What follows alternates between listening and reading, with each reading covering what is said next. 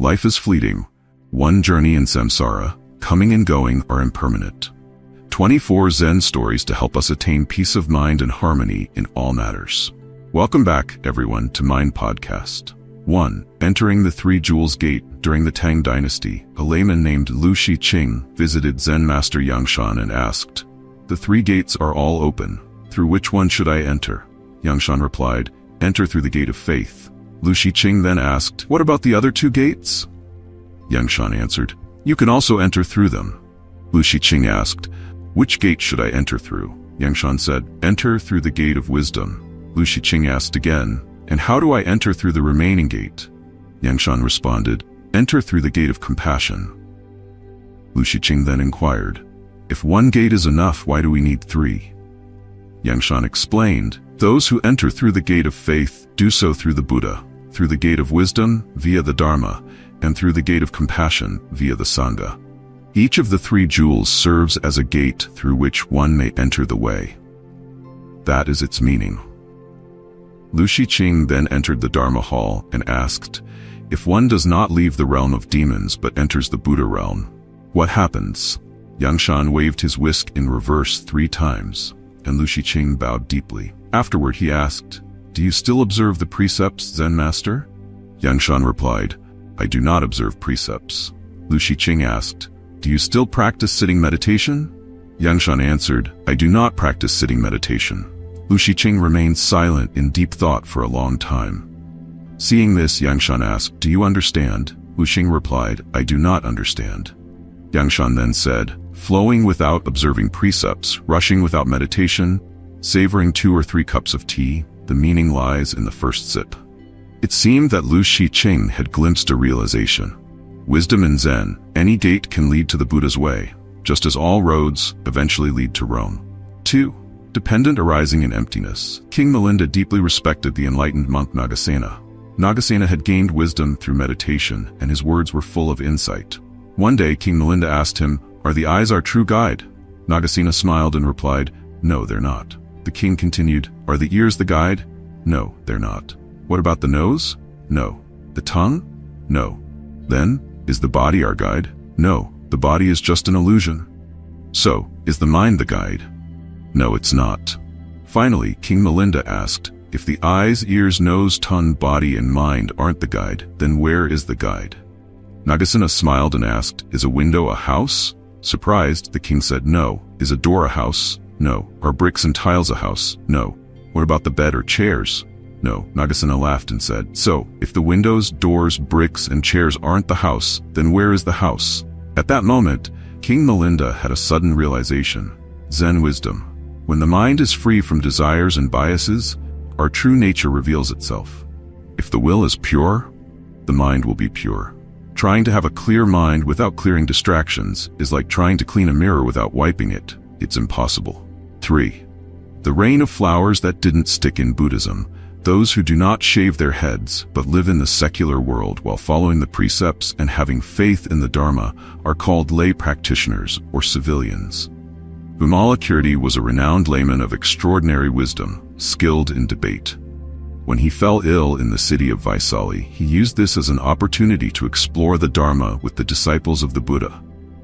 The Buddha sent his senior disciples to visit him, but they were all hesitant to go, fearing they wouldn't be able to complete their mission as they had previously lost debates with Vimalakirti. Finally, the Bodhisattva Manjushri was sent, accompanied by other bodhisattvas and disciples. Manjushri and Vimalakirti engaged in profound discussions on the Dharma, captivating everyone who listened.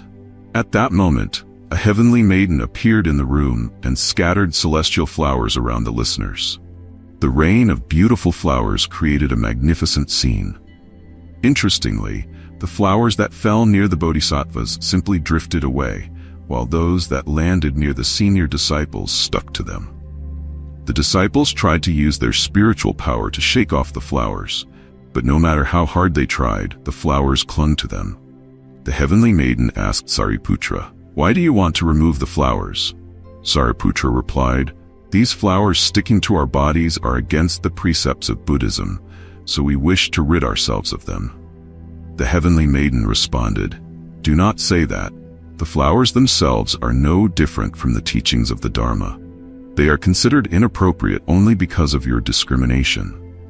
Look at the bodhisattvas. They do not perceive the flowers as flowers, so the rain of flowers does not cling to them. However, because you hold on to discrimination and fear, the flowers stick to you. When your mind is entangled, how can you remove what does not truly stick? The reason we are often confused, trapped, and unable to reveal our true nature is because of our discrimination and attachment. If we can dissolve our discriminating mind and attachment and stop seeking externally, our true nature will naturally shine through. Zen wisdom. Zen embodies the essence of true nature, existing everywhere, encompassing all things. It is both vast and minute, containing all characteristics of purity, goodness, and perfection. 4. The fulfillment of the perfected body. A young disciple once sought the wisdom of a teacher. Every day he would ask the same question, "Master, what is the true value of life?" The teacher grew tired of the repeated question. One day, the teacher handed the disciple a stone from his room and said, "Take this stone to the market and try to sell it, but don't actually sell it. Just see how much people are willing to pay." The disciple went to the market, and people offered different prices for the stone. Some said it was large and beautiful and offered 2 coins, while others thought it could be used as a weight and offered 10 coins. In the end, the highest offer was 10 coins. The disciple excitedly returned to the teacher saying, "This stone has no real use, but someone offered 10 coins for it. I think we should sell it." The teacher replied, "Don't sell it yet. Take it to the gold market and see how much they will offer, but still, don't sell it." The disciple took the stone to the gold market. The first person offered 1,000 coins, the next offered 10,000, and finally, someone offered 100,000 coins. Thrilled, the disciple rushed back to the teacher and shared the unexpected results. The teacher then said, "Now, take this precious stone to the finest jewelry market and see how they value it." The disciple followed the teacher's instructions. The first person offered 100,000 coins, but as he didn't sell it, the price increased to 200,000, then 300,000, until the buyer was frustrated and asked the disciple to name his price. The disciple returned to the teacher, saying, "The stone is worth several 100,000 coins." The teacher responded, "You see, I cannot teach you the value of your life while you're still using the market's eyes to judge it. The true value of life is found within each person. It takes the eyes of the finest jeweler to see the real worth of life." Many people think Zen is mysterious or overly abstract, but in reality, Zen is about finding joy, calmness, and deep wisdom by freeing oneself from attachments and desires. It manifests in everyday life. As Zen masters say, carrying firewood and drawing water is Zen, eating and sleeping is Zen, raising your eyebrows and blinking is Zen, and peace and stillness of mind is Zen. When we let go of burdens and attachments, our pure Dharma body is revealed. The one who adapts to all the changes of the world is the transformed body, and living a successful, fulfilled life is the perfected body. Zen wisdom. Every person has absolute value. By holding on to your noble values, accepting yourself, and encouraging growth, you can become a priceless treasure. Every hardship and wound in life has its meaning. 5. The fortune of awakening the heart. When the Buddha was at Jetavana Monastery, there was a monk who had fallen seriously ill. Due to his long illness, the monk could no longer clean his room, leaving it in a very dirty condition. Initially, many people visited him, but as time passed, fewer and fewer people came to check on him. One day, the Buddha heard about the situation and visited the monk's room. He asked, "Are you sick? Has anyone come to visit you?" "At first, many people visited me, but as my illness dragged on, no one came anymore," the monk replied. "How is your illness now?" the Buddha asked. "Buddha, my illness is chronic and hard to cure," the monk said through tears. After hearing this, the Buddha personally helped the monk sit up, and suddenly, the monk's condition began to improve. "Buddha, thank you so much. My illness is cured. I was abandoned by others, but why is the Buddha so compassionate towards me?" the monk asked. "People should help each other. You help me, and I should help you as well," the Buddha responded. "But Buddha, I have never helped you," the monk said. "You have helped me. You just haven't realized it yet. You do not know of the past lives we shared, the Buddha explained. Please, Buddha, show me your compassion and tell me the story, the monk requested.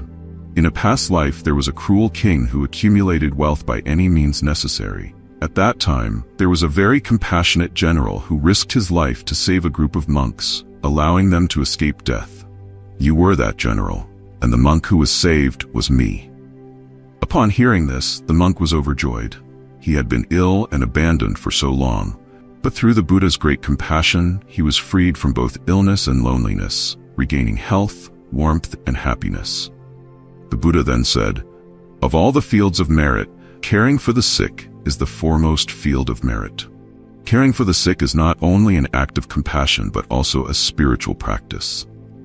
The Buddha placed great emphasis on caring for the sick. Compared to someone who is ill, being healthy is happiness.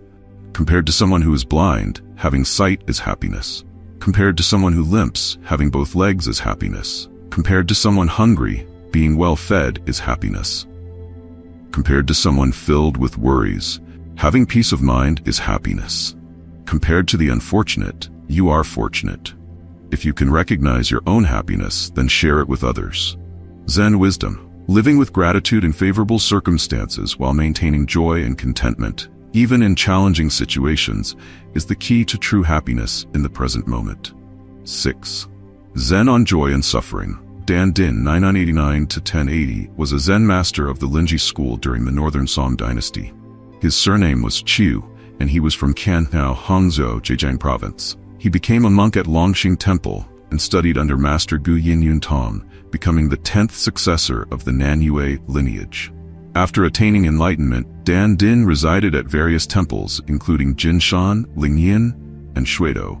He frequently interacted with influential figures, and his writings, mostly directed at officials, became known as the Den Men collection. Each day, Zen Master Dan Chiu would instruct his followers, often repeating, how joyful, life is truly joyful." However, when he fell ill, he would occasionally exclaim, such suffering, how painful." The head abbot heard him and criticized him. A monk should not be crying out about suffering when sick. It is improper. Dan Chi replied, "When one is healthy, it is joyful. When one is ill, it is painful. This is only natural. Why shouldn't I speak of suffering?" The abbot reminded him, "I recall once when you fell into the water and nearly drowned. Even then, your face did not change. You showed no fear and regarded death as a return home. Where is that strength now? You always spoke of joy, but now, when sick, you cry out in suffering." Zen Master Dan Chiu called the abbot over to his bedside and whispered, "Head abbot, earlier I spoke of joy. Now I speak of suffering. Tell me, which is the right thing to say, joy or suffering?" Life should be lived in truth, with a practical spirit. Things should be as they are.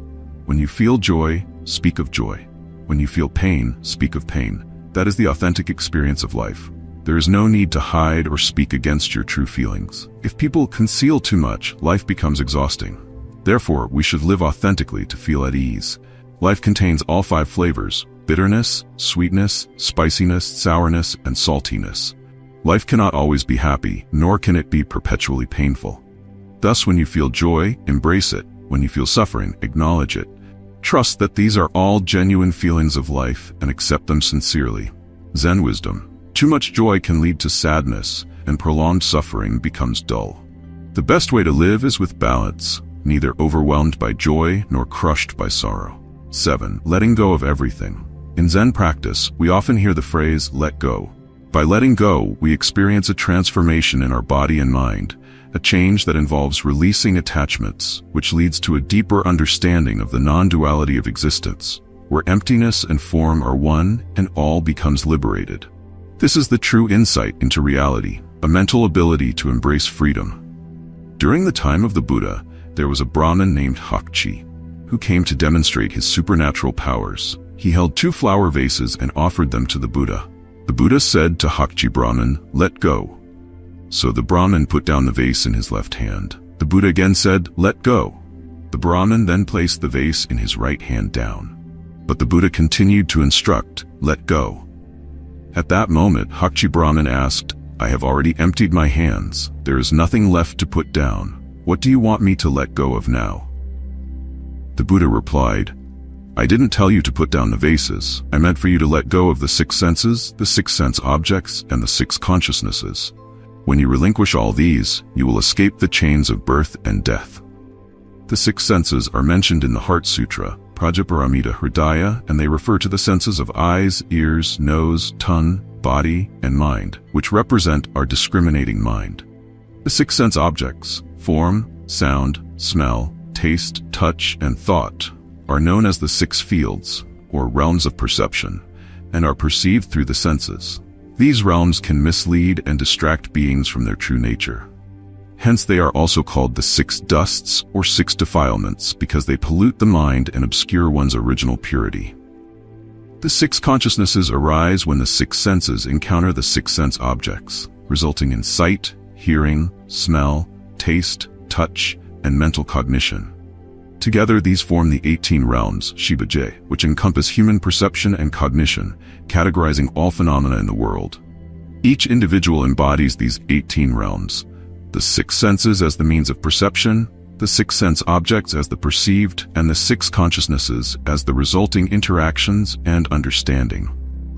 After hearing the Buddha's teachings, Hakchi Brahman realized the profound meaning of letting go.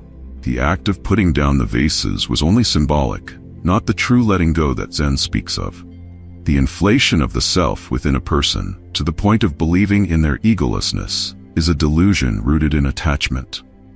It is not the true understanding of letting go. True renunciation is difficult to achieve. Those with fame do not wish to abandon it. Those with wealth find it hard to give it up.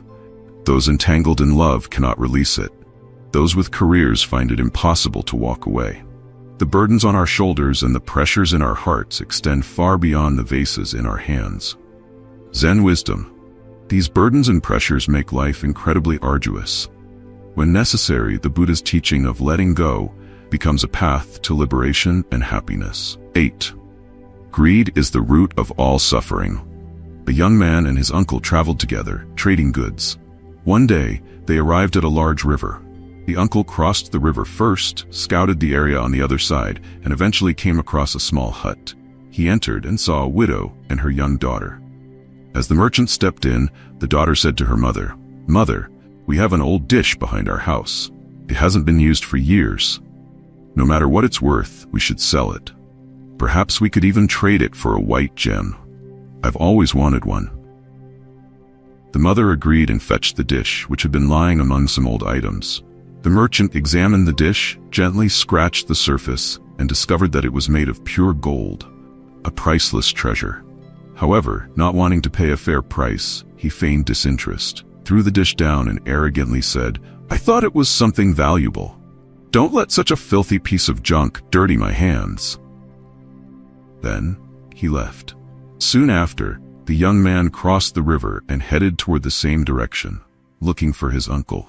The little girl saw the merchant approaching and once again urged her mother to try trading for the gem. Although hesitant after the previous encounter, the mother was swayed by her daughter's persistence. The daughter assured her, "This man looks honest and kind, nothing like the greedy man who came before." Ignoring her mother's doubts, the girl brought out the dish and showed it to the young man. The young man immediately recognized the dish's value and said, "This dish is incredibly valuable. It's made from a rare type of purple gold. I'll gladly trade all my goods for it if that's acceptable." The mother, delighted, agreed, and the young man went to borrow 2 gold coins from his uncle to finalize the trade and hire help to transport the goods across the river. When the uncle learned that his nephew was about to trade for the valuable dish, he rushed back to the widow's house. With an air of false generosity, he said, "Actually, your dish isn't worth much, but since I see that you and your daughter are struggling, I'll trade you some gems for it. I'll take a small loss, but it's my nature to help others." Seeing through his act, the mother was furious and snapped, "You're back again? Let me tell you, I've already agreed to sell the dish to a kind young man who traded all his goods for it. You, with your greedy and deceitful ways, have no place here." Realizing he had lost the opportunity, the uncle raced to the riverbank, screaming, "Give me that precious dish."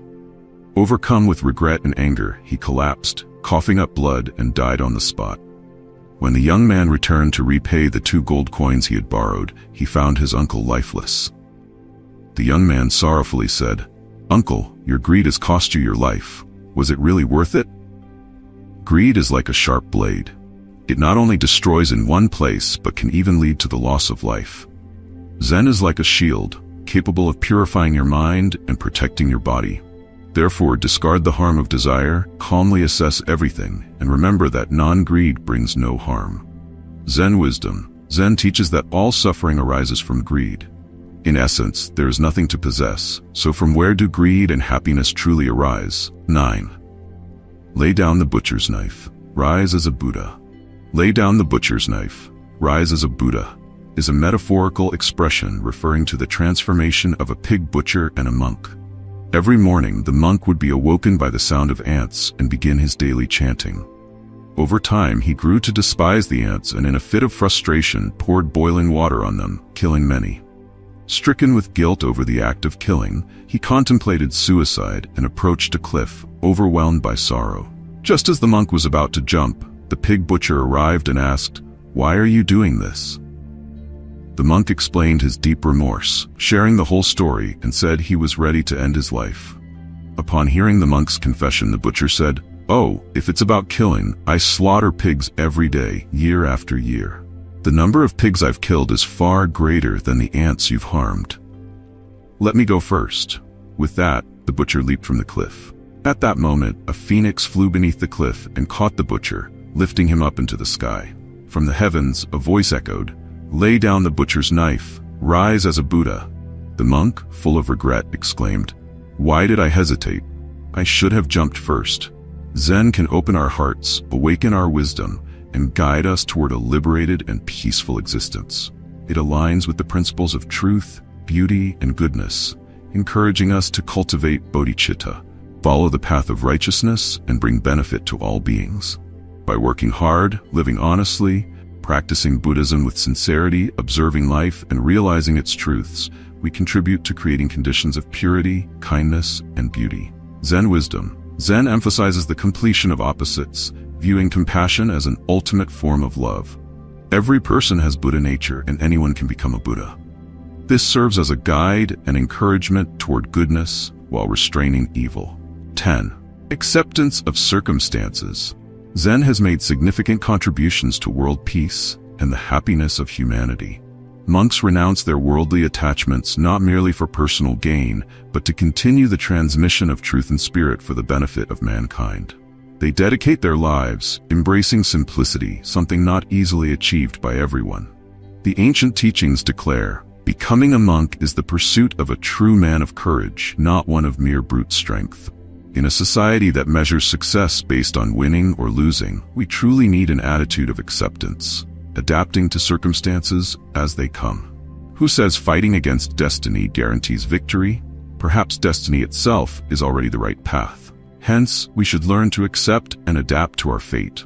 When we can adjust to our surroundings with serenity, unexpected joys may arise, like a hidden village appears as the mist clears.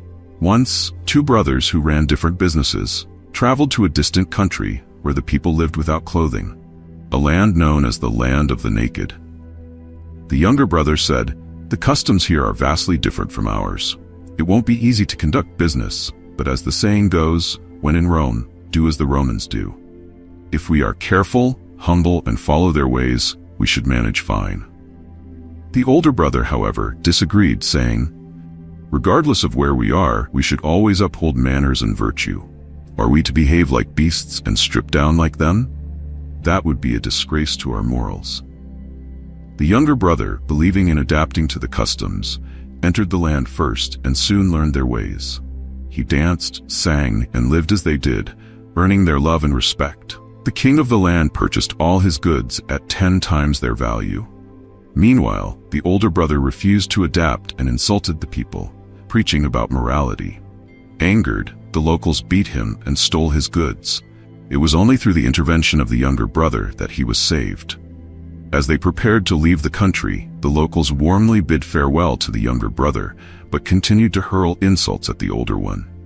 Furious but helpless, the older brother learned a harsh lesson in adaptability. Adapting to circumstances, situations, and people is necessary to live in harmony. Only through deep understanding of life can one achieve true enlightenment and acceptance. Zen wisdom. The mountains, rivers, and boundless skies, all of nature is Zen. Life may not always allow us to choose our circumstances, but we can always learn to find peace and contentment within them.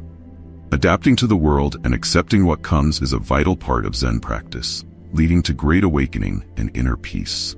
11. True heart. Once, in a mountainous region, there was a king parrot who ruled over more than 3,000 subjects. Among them were two particularly strong and boisterous parrots. They loved to show off and entertain the other parrots. One day, they came up with a new game, using their beaks to carry a bamboo stick while the king parrot sat on top like a carriage. They would then fly around, carrying the king in the sky. The king parrot enjoyed this game, and 500 parrots flew in formation on all sides, totaling 3,000 parrots to accompany and serve him. They also prepared food and cared for the king. One day, the king parrot thought to himself, "This game is fun, but if we continue like this, we might lose our dignity and moral character. My subjects seem to serve me faithfully, but are they truly loyal, or are they just pretending? I'll pretend to be sick and stop eating to see what they do." During one of their games, the king parrot feigned illness and collapsed, lying motionless. Seeing this, the other parrots hastily covered the king with leaves and flew away, each going their own way. The king, now alone, observed the emptiness around him and left to find food deep in the forest. Meanwhile, the parrots that had abandoned the king flew to another mountain to serve a different parrot king. They told this new king, "Our old king has died.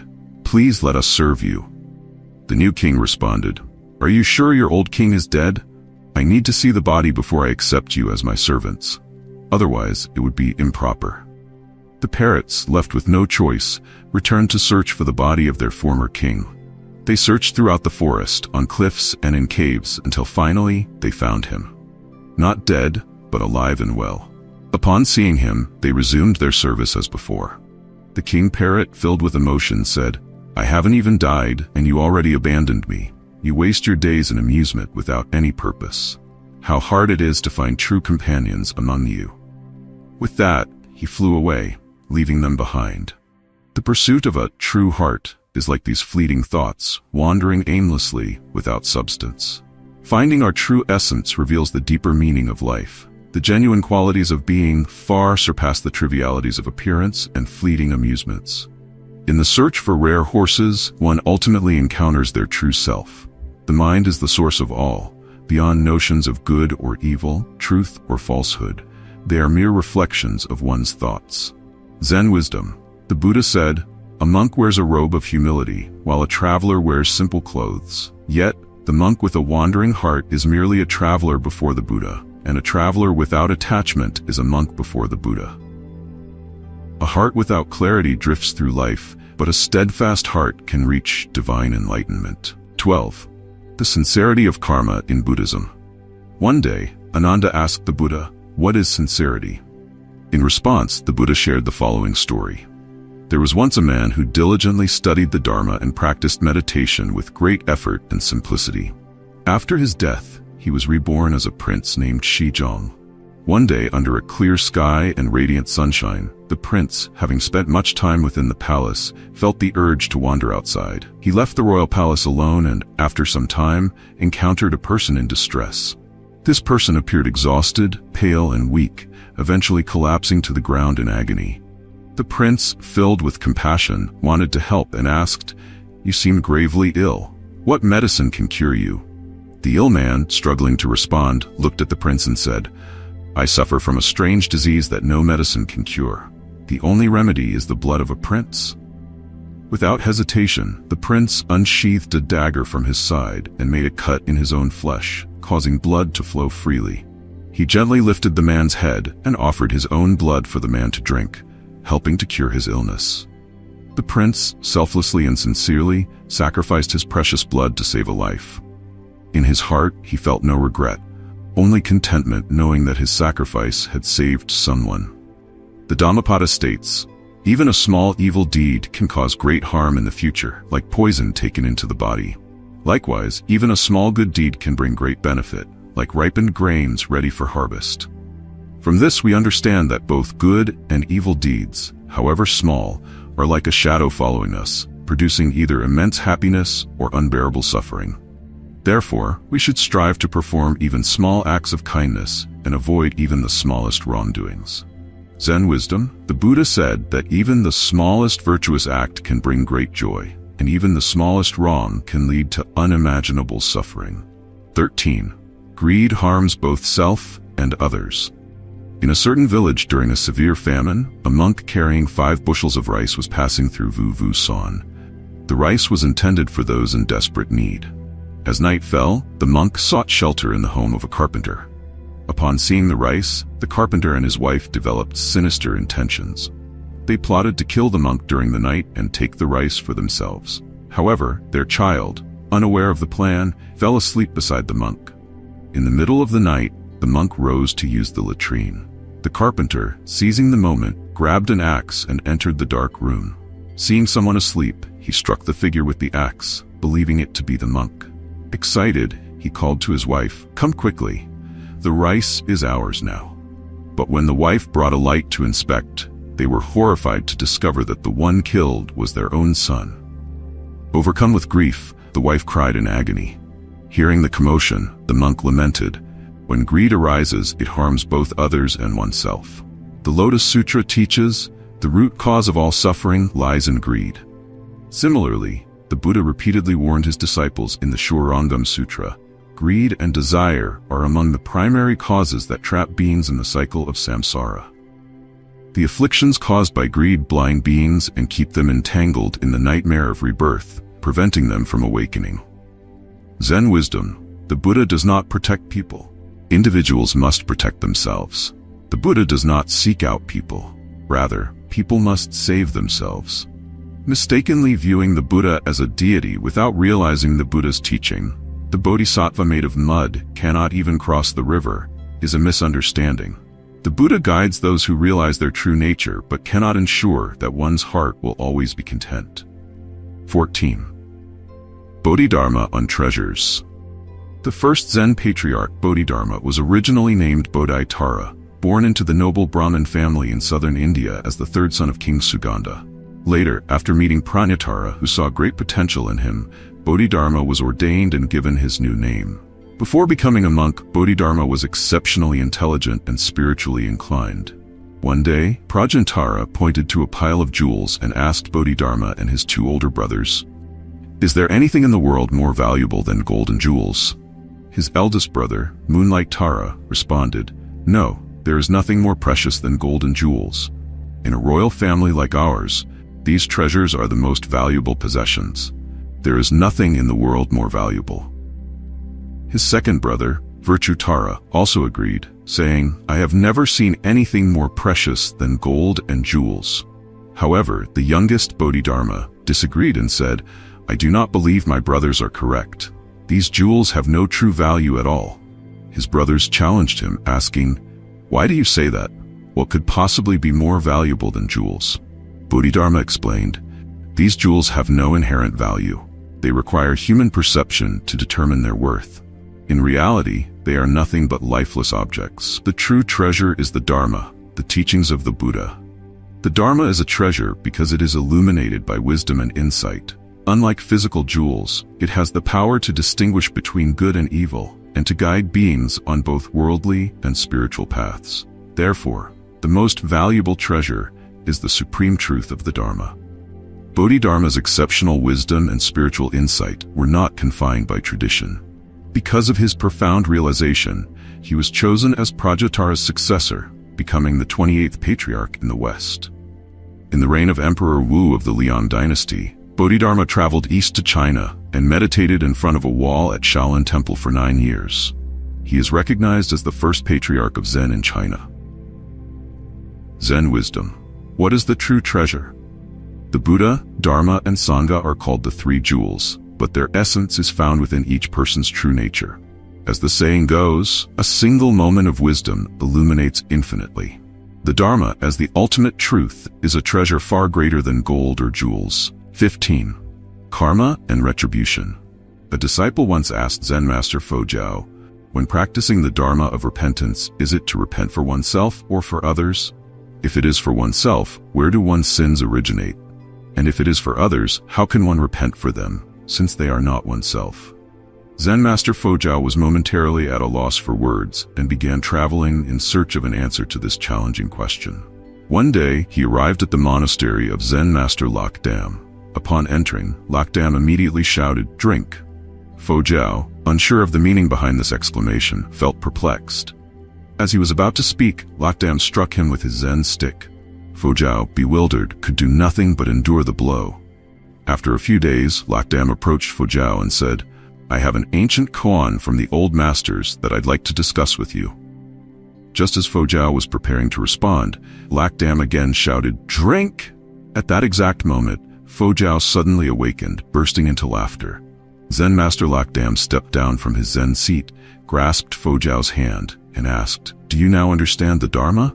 Fojiao shouted, "Drink!" in response, pushing Lakdam's hand away. Both masters then laughed together. In the practice of repentance, there are various levels: the repentance of action, the repentance of merit, and the repentance of no birth, Vosansam. A verse states, "Sin arises from the mind, and when the mind is extinguished, sin is also extinguished." When both mind and sin are extinguished, that is true repentance. Repenting for oneself is also repenting for others. Repenting for others is also repenting for oneself. There is no separation between self and others. All beings and things are one in truth, so why make a distinction between oneself and all sentient beings? When we speak of karma in the realm of appearances, there is indeed cause and effect, karma and retribution. But when viewed from the standpoint of true nature, how can there be any concept of sin or karma? Is a single shout of drink good or evil? Is it eternal or fleeting? Is it self or other? In the ultimate truth, the distinctions between beings do not exist. Zen wisdom: for those whose karmic burdens are heavy, we should offer them compassion and understanding rather than rejection or scorn. The boundaries between self and others dissolve in the light of true wisdom. 16. Building relationships with those of the Buddhist path. Zen master Duxun Chin, residing at the Pure Land Monastery in Hangzhou, was known for his strict observance of the precepts. He once guided the prefect, Lin Yao, to take refuge in the Buddhist teachings and also entered the royal court to explain the Guanyin relics to Emperor Wenzong of the Tang dynasty. However, the master lived a simple, detached life, disinterested in socializing. Even though high officials often offered him offerings, he frequently declined them. Master Duxun was quite close to Minister Tunti Lang. One day, Tunti Lang said to him, "Tomorrow, the renowned scholar Han Xia will gather with some close friends. Most of them are esteemed scholars of our time. I sincerely invite you to spend some time with us, share your teachings, and it would be my great honor."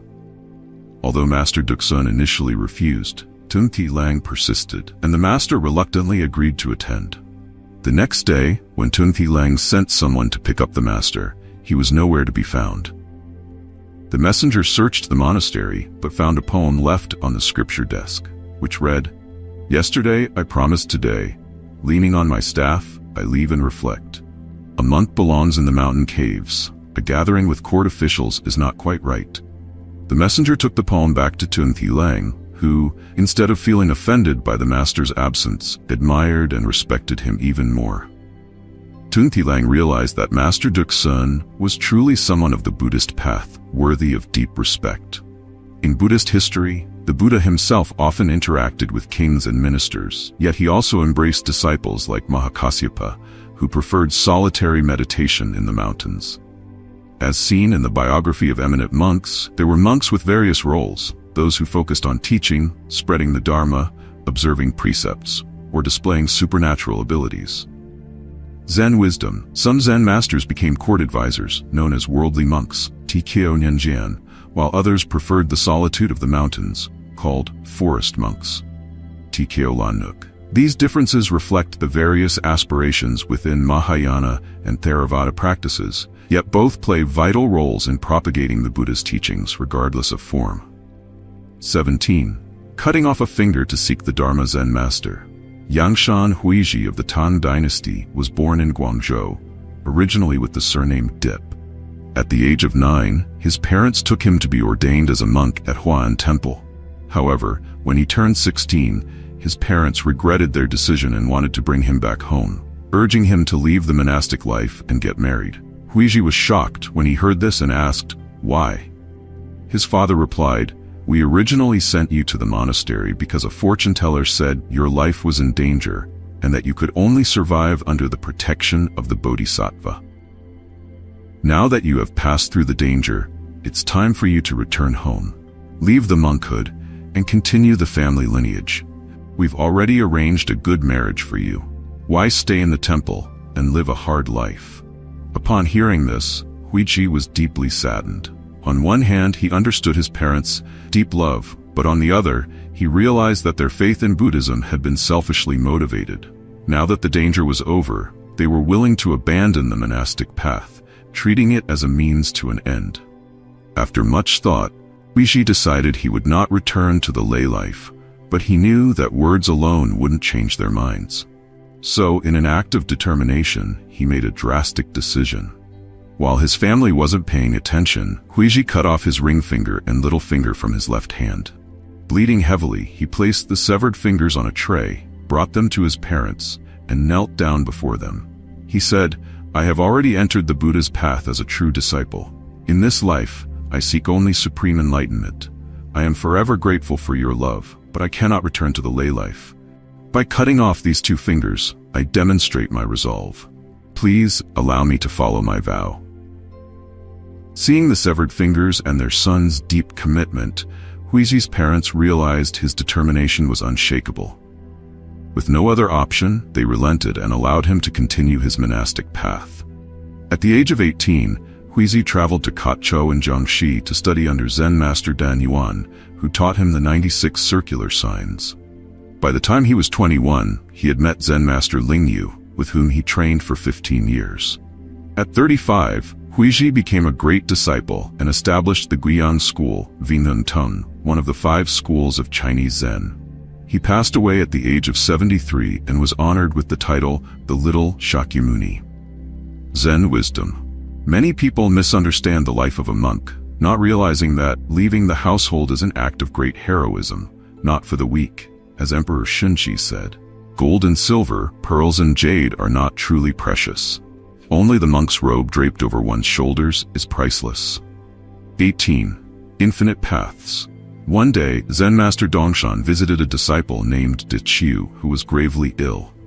De Chiu, feeling the end was near, earnestly asked the master, "Master, why don't you show compassion and save a devoted student who has genuinely sought the way? Are you truly going to let me die in vain like this?" Zen master Dongshan responded, "Whose child are you?" De Chiu replied, "I am the child of the great Ichantika." Ichantika refers to someone perceived as lacking inherent Buddha nature. Dongshan fell silent, gazing deeply into De Chiu's eyes. Feeling anxious, De Chiu asked, "When I'm surrounded by mountains on all sides, Master, what should I do?" Dongshan said, "I too once left from beneath someone's eaves."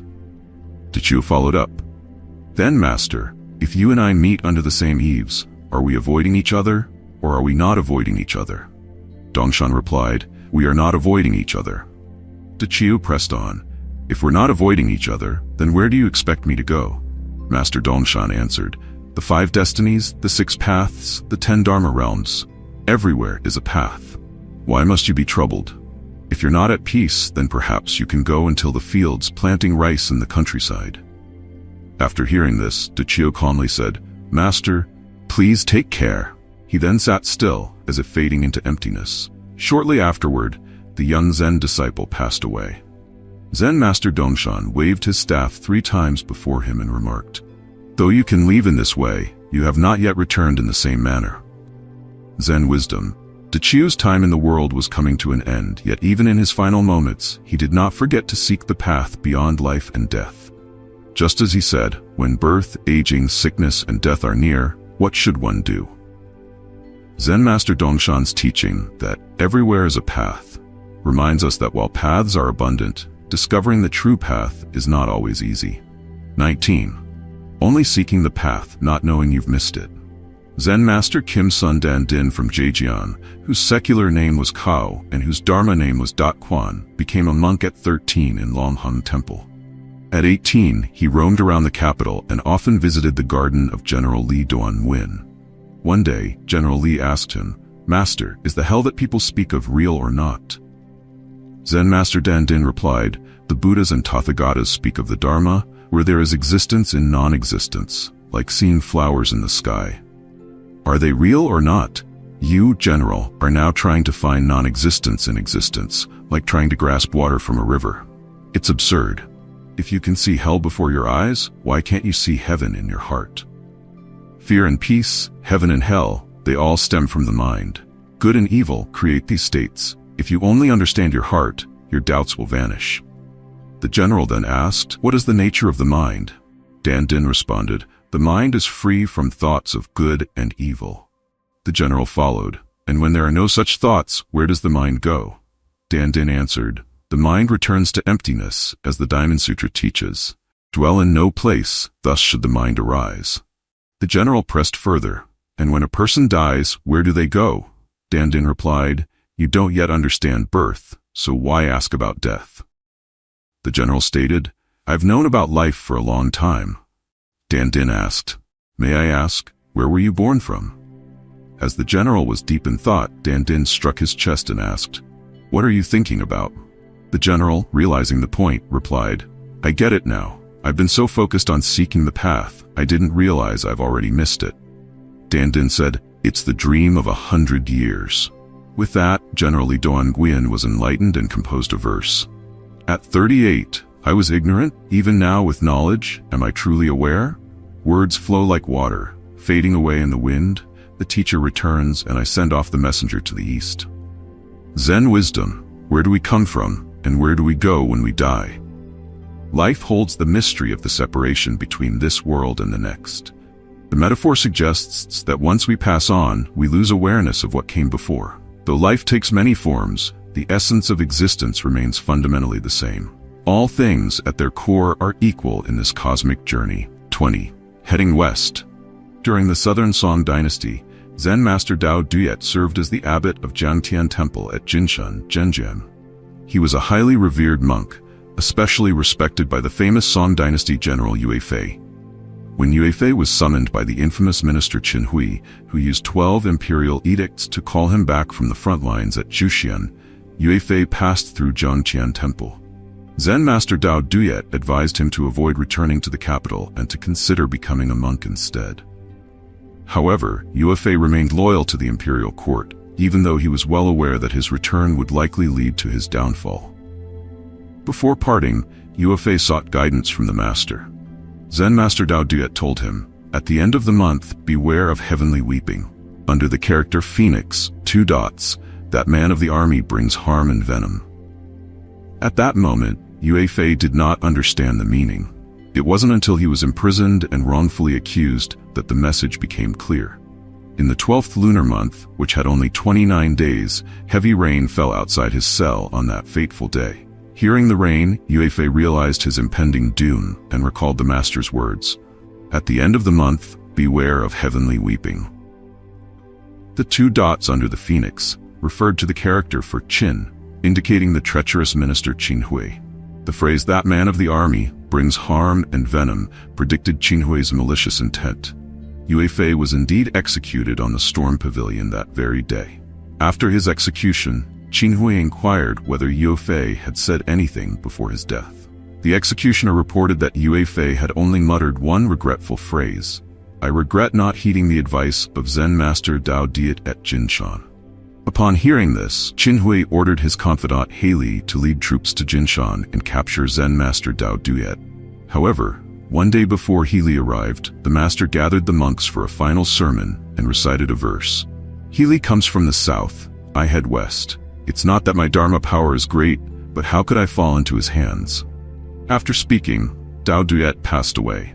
At the time, no one fully understood the meaning of his words. It wasn't until the next day, when Heili and his troops arrived, that the monks realized what had transpired. Zen wisdom: for those enlightened in the Dharma, there is no fear of life or death. To live is good, but to die is equally wonderful. Zen teaches that once one has realized the true nature of existence, life and death are no longer matters of concern.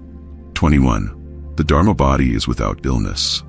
Zen master Dongshan Liangja from Zhejiang, born into the Yu family, was fully ordained as a monk at 21. He trained under masters like Nanquan, Lingyu, and Lingyan, and eventually attained enlightenment after seeing a reflection in the water. His journey of pilgrimage took him across provinces like Jiangxi, Anhui, Hubei, and Hunan, but he ultimately settled at the Fuli Monastery in Dongshan, Jiangxi, for 10 years, where he trained countless students. His most renowned disciples were Zen masters Yunku Daoying and Kaoshan Benji. As Master Dongshan neared the end of his life at 63, Zen Master Kaoshan asked him, "Your body is ill, but is there another body that is free from illness?" Master Dongshan replied, "Yes." Kaoshan continued, "Can the body without illness see you?" Dongshan answered, "I am watching it." Still confused, Kaoshan asked, "How do you watch it?" Dongshan plainly responded, "When I watch, I do not see any illness."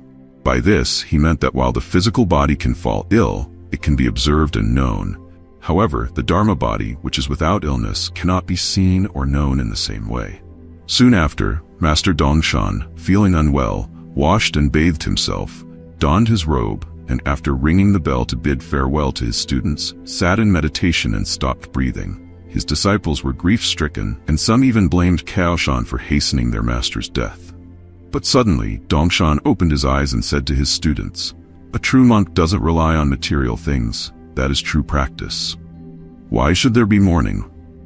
He instructed his disciples to prepare a fool's feast, a memorial service, but the students, not wanting to part with him, delayed the preparations for 7 days. Eventually, the feast was held, and Dongshan shared the meal with them. After eating, he said, "Don't keep me here any longer. Let me have some peace.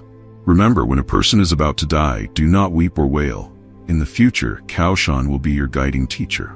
With that, he returned to his quarters, sat in meditation, and passed away peacefully. Zen wisdom. In discussing illness, the physical body naturally undergoes birth, aging, sickness, and death, but the Dharma body, the true nature, remains untouched by such conditions. 22. The innate Buddha nature lay practitioner Chu Tumuk was a devout follower of the Pure Land practice, maintaining a strict and disciplined spiritual life. One day, he visited Zen Master Fo Guang and said, "Master, I have been chanting the Buddha's name and bowing to the Buddha for more than 20 years. Recently, something seems different during my recitations." Zen Master Fo Guang asked, "What seems different?" Chu Tumuk explained, "Before, when I chanted the Buddha's name, I always felt the presence of the Buddha nature in my heart. Even when my mouth wasn't chanting, the sound of the Buddha's name would continue endlessly in my mind. It felt like a natural spring flowing without any effort. But now, I no longer feel that connection." Zen Master replied, "That was very good. It means you reached a state of pure and continuous mindfulness that resonated with the Buddha, finding your true mind." Chu Tumuk, troubled, responded, "Thank you for your praise, Master. But I am suffering now because I no longer feel that connection. I can't sense my true mind anymore." The Zen Master asked, "How could you expect to see the true mind?" Chu Tumuk continued, "Because my mind no longer aligns with the Buddha, the continuous sound of mindfulness is gone, and I cannot find it anymore. Master, I am deeply troubled. Where can I find my true mind again?" The Zen Master advised, "To find your true mind, you must understand that it isn't located anywhere outside of you. It is within you, always present in your being." Chu Tumuk asked, "Why am I unaware of it then?" The Zen Master replied, "Because the moment you unknowingly search for your deluded mind, the true mind distances itself from you." Upon hearing this, Chu Tumuk seemed to gain insight. This experience aligns with the teachings of the great master Yongjia, who said, "Do you not see the one who is lost in the way, seeking without learning, clings to illusions without seeking truth? The nature of ignorance is Buddha's nature. The transformed, empty body is the Dharma body. The Dharma body, when awakened, is free from all things. Its original nature is the true Buddha." Zen wisdom. Why do people become lost? It is because illusions obscure the true mind.